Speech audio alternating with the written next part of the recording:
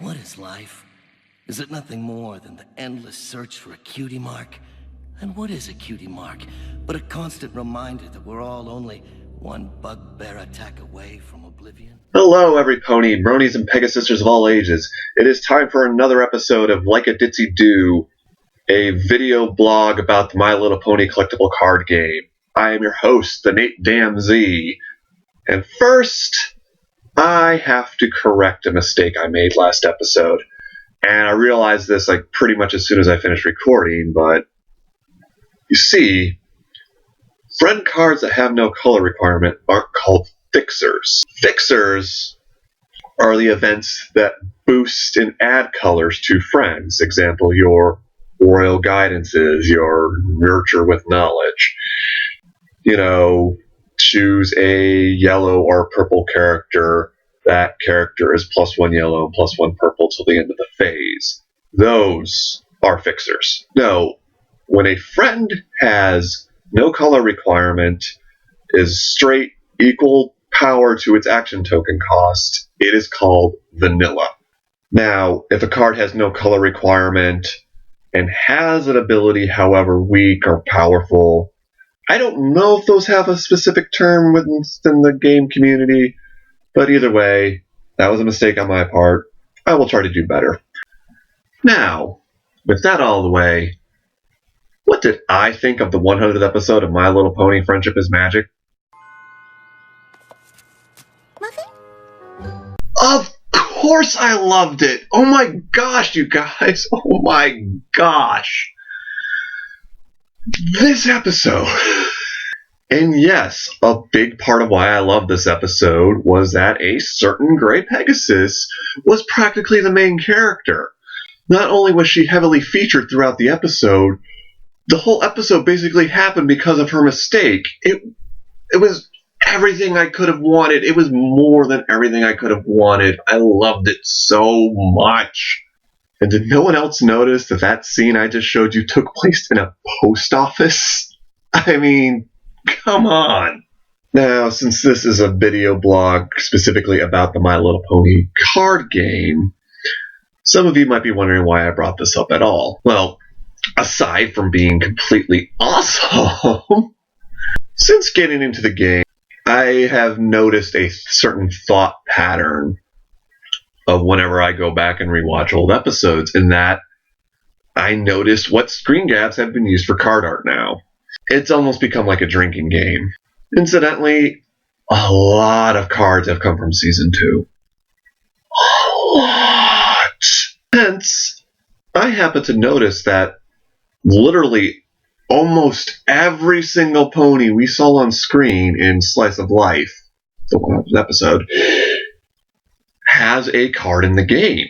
Now, I don't know if this is coincidence that all of the background ponies in this episode happen to have some sort of following within the fandom, and that's why they were picked for cards in the first place. As I said in episode 0, I don't actively participate in fandoms. Most of my knowledge of what ponies are popular and everything comes from my roommate, who is still pretty active on message boards and the like. Or maybe the people who animate the show really like the game and deliberately picked a bunch of cards that have friends.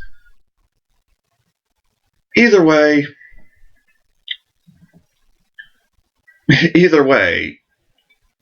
like I said, I think every character we saw on the screen has a card. And if they don't, they probably will very soon. And that's basically going to be the first half of the focus of this episode, is that I want as much as possible from this episode to be put into the game. I mean, I'm already drooling over that playmat. I need it! For starters, I want an orange mane that is Bonbon on the start side and Special Agent Sweetie Drops on the other. What are you talking about, Bonbon? My name isn't Bonbon. It's Special Agent Sweetie Drops. I work for a super secret anti-monster agency in Canterlot. Or at least I did until the bugbear went missing from Tartarus a few years back. What are you talking about? And give us more Lyra. Make a blue Lyra main, please. What? Heck, as of this episode, all of the other 6 deserve mains. We're getting Octavia, I know that, and more on that later. But since we already got Ditzy, just fill out the rest. Please. Doctor Who should be the purple mate, just because I know that'll mess with everybody's expectations. And there had better be those extra flip events for each one of these pairings. Bubbly Mare and Doctor Who, Lyra and Special Agent Sweetie Drops. And of course, DJ Pond 3 and Octavia. Enterplay, I love you. But if you don't make those events at some point, you done messed up.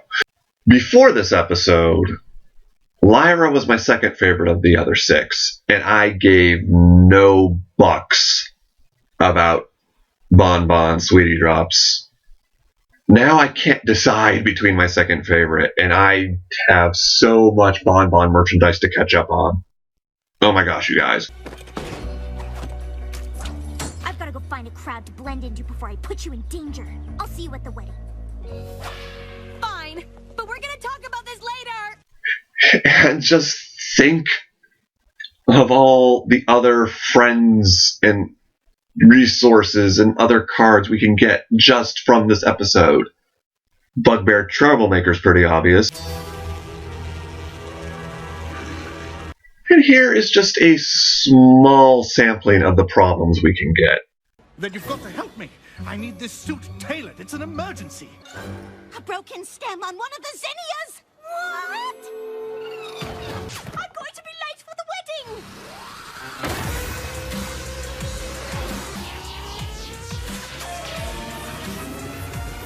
I handled the gift for Cadence and Shining Armor. You were supposed to do this one, remember? Well, we can't just come to this wedding empty-hoofed. And as for friends...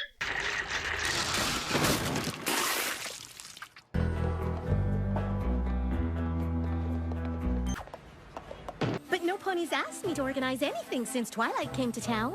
Matilda, I've just got to say, I already feel like we're family. You do? Of course! I'm Stephen Magnet, Cranky's best beast. And of course... And what of the poor gator? Flank forever blank. Destined to an existential swim down the river of life to an unknowable destiny? Just like everyone else has said since this episode, I will never be able to look at Gummy the same way. I will be wondering what his thought process is in all of his previous scenes. And on a personal note, that scene actually gets funnier every time I watch it. And obviously, I want there to be more Ditzy now. I mean, we're getting an orange mane. Again, more on that in a bit. But give me more friend cards. Just that scene I showed earlier, make a friend card based on that. There could be a whole set of the game based solely on this episode. It would probably become my favorite set. At the very least, it needs its own Celestial Solstice style box. Speaking of new sets, on August 28th, we'll be introduced to the 5th set in the game, Equestrian Odysseys. Here's what we know so far. It is designed to help new players learn the game easier. It has updated templates, which seems to be just the cards are going to look a little better, cleaned up. There are 7 new keywords, and the 2 they've told us so far are diligent and eccentric. There will be dual-colored friends and single-colored problems. And there are going to be 10 new main characters, one of which is Octavia. There are going to be 2 new rarities. The card rarities, levels of which cards are, you know what I'm trying to say, not the pony. I'm sure she'll... We're going to have super rare, which are twice as common as ultra rare, so more common than ultra rares, a step between rare and ultra rare. And royal rares. To quote the press release, royal rares are really awesome full art versions of previous ultra rares. More on what I think about royal rares in a minute. And speaking of foils, a foil card will now be found in about every 3 packs, which is better than the current every 4. Personally, I like that because I like playing with foils. And honestly, this is really speculation on my part, but I think it's a pretty safe bet. The new set is probably going to be heavily based on Season 5.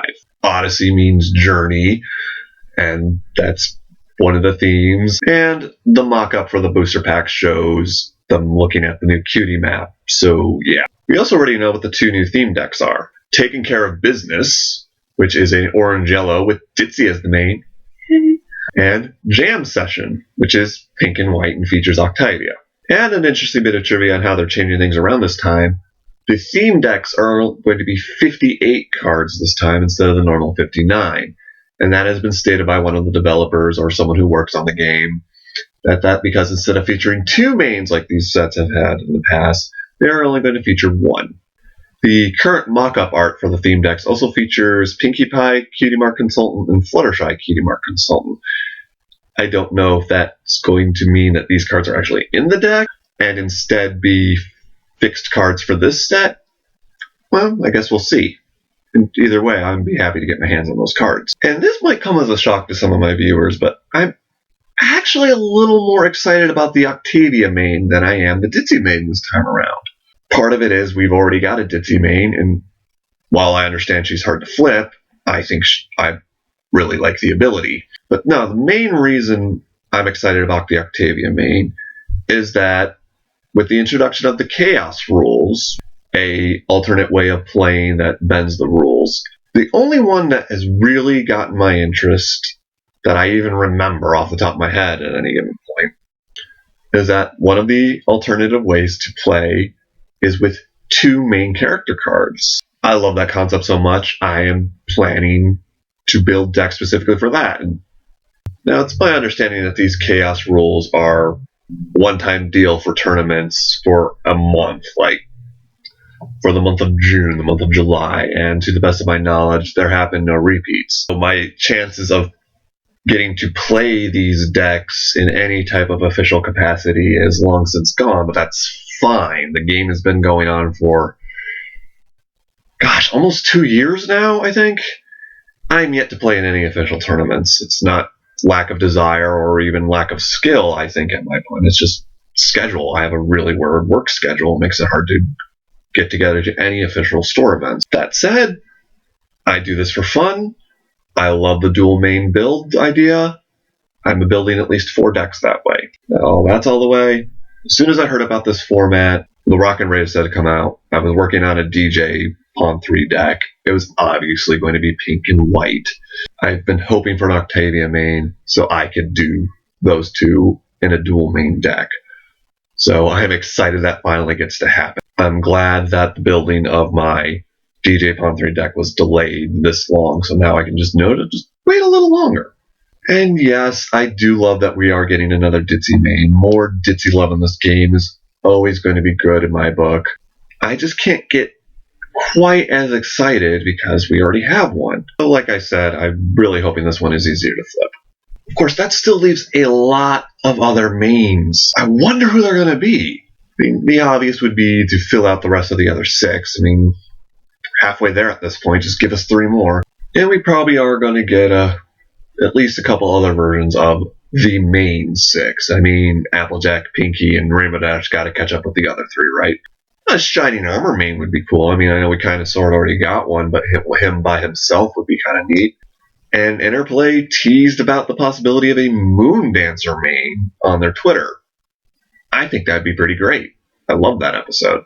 With 10 mains, and I've seen some articles listed as 12, so maybe that's 10 extra in addition to the theme decks, I really don't know who to expect, and I'm excited to find out. And since Equestrian Odysseys is likely to be Season 5 theme, there's a ton of stuff I'd really like to see. I'd like to see a Starlight Glimmer Troublemaker that is a villain, but not epic. Oh, she is a villain. In fact, so far she's the only villain to really and truly scare the hell out of me. But she's not the end of the world type of villain that Sombra and Nightmare Moon are. So, villain, yes. Epic, no. I really hope we see the Yaks. Again, after a certain episode, I'd really love more Minuet, Lemon Hearts, and Twinkleshine. More cadence. More cadence is always a good thing. And again, after a specific episode, I want Tree Hugger, I want the Smooze, and I want more Parcel Posted Mod. Now, according to Twitter, we will be getting a certain character that appeared in that episode. And that's going to be really interesting to see. I also hope we finally get location resource cards for Sugar Cube Corner and the other two homes. It's always sort of bothered me that we got 3 of the main 6's homes in Premiere, and 4 sets later we still don't have the other 3. Now, backtracking a bit. Regarding the Royal Rares,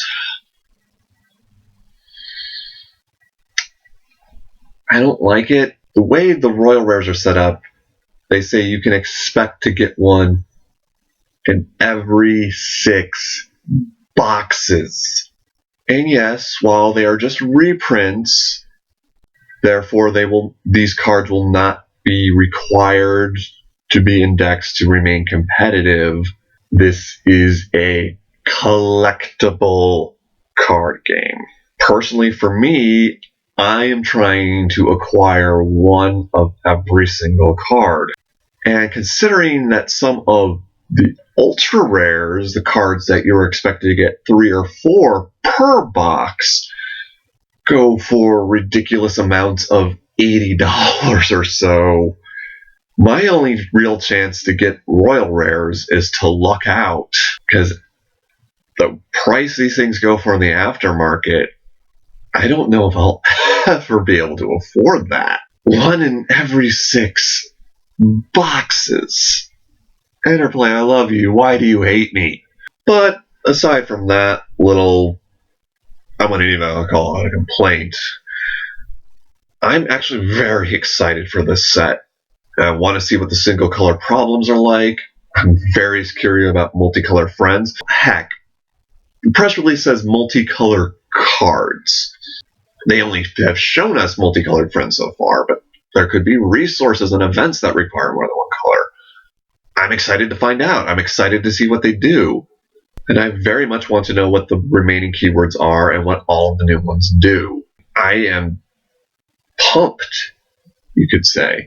But after that, I really don't know what else to say on this topic. I mean, I could speculate some more. I could give you a bigger wish list. But the set is about a month away. Interplay is going to start teasing us and spoiling soon. At least I hope so. They started a lot earlier with Absolute Discord. And the pre-release dates have been announced. So, yeah, this video's timely and dated at the same time. But no matter what way you slice it, I'm super excited for this set. Really can't wait. Now, before I wrap things up and give you guys your end of the episode question, there's 3 things I'd like to plug. First, my new title card. It was created using something called the Pony Creator, created by a very talented man on DeviantArt. I'm going to leave a link to it. In fact, I will put a link here. But be warned, it is a time suck.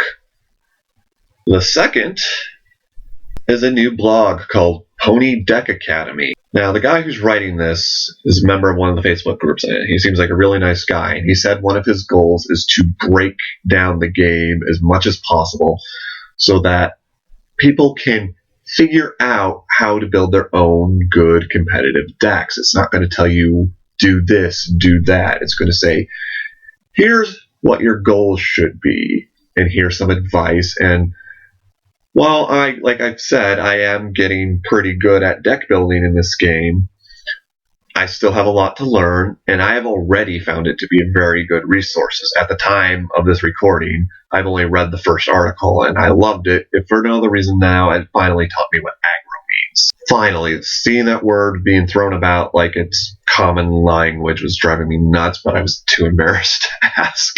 So yes, there will be a link to that below. And third and finally, and this one is completely self-promotion on my part, or rather this show, now has an official Twitter page. Now, while as of this video, I'm yet to build a super large following, I'm still glad I finally did this because all of my Facebook posts have really started to skew toward this game, and I think I'm the only person on my Facebook that actually actively plays this game. So I now have another outlet for all my crazy nonsense posts about the game without driving my friends and family crazy with annoyance. So I'm excited for that. But if you're a fan of the show and you want updates on when the progress of the next episode is, or want to communicate with me or ideas you want to see on the show, or just like seeing random unpackaging pictures or whatever, follow it below at like a Ditzy do, Nate Z. So, not all the promotions out of the way. Here's my closing question, and it's pretty general this time around. What do you, Bronies and Pegasisters, want to see in the Equestrian Odysseys expansion? And how do you think that the slice of life, the 100th episode of My Little Pony Friendship is Magic, should live on in the game? Please, please give me your feedback, because I would love to talk about this one some more. I'm pumped. Well, that's it for now. I am your host, the Nate Dam Z, and I'm off to rewatch the 100th episode for the 100th time while constantly refreshing the MLP CCG Twitter. Like a Ditzy do.